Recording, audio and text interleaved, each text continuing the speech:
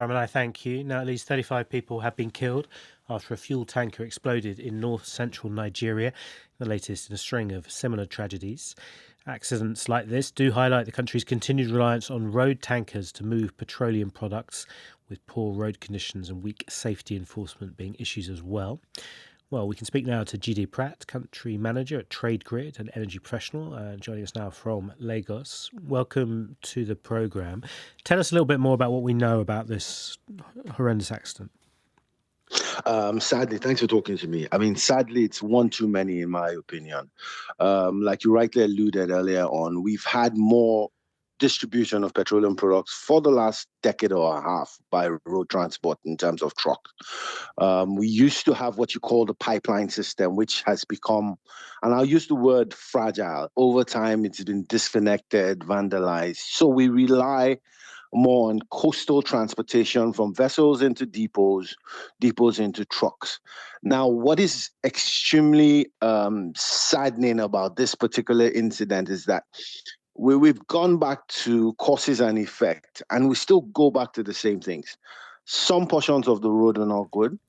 Are the drivers going at speeds that are prohibitive or should not go at? That's another thing.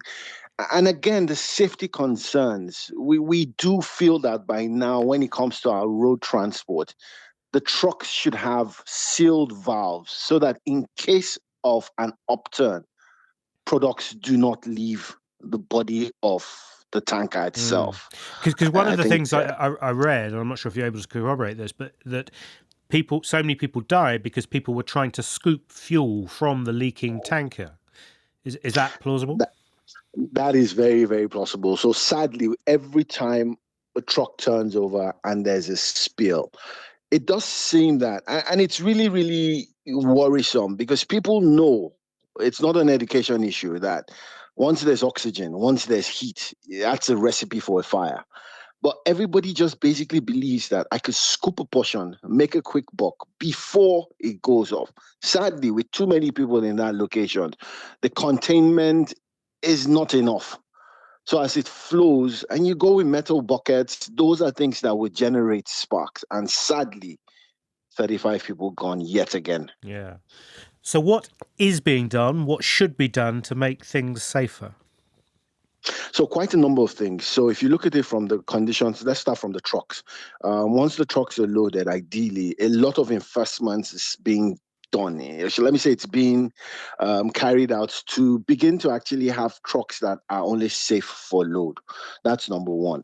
If your truck is safe for load, then it means that your manhole covers where the products are loaded from, once they are sealed, should have like a non-return valve.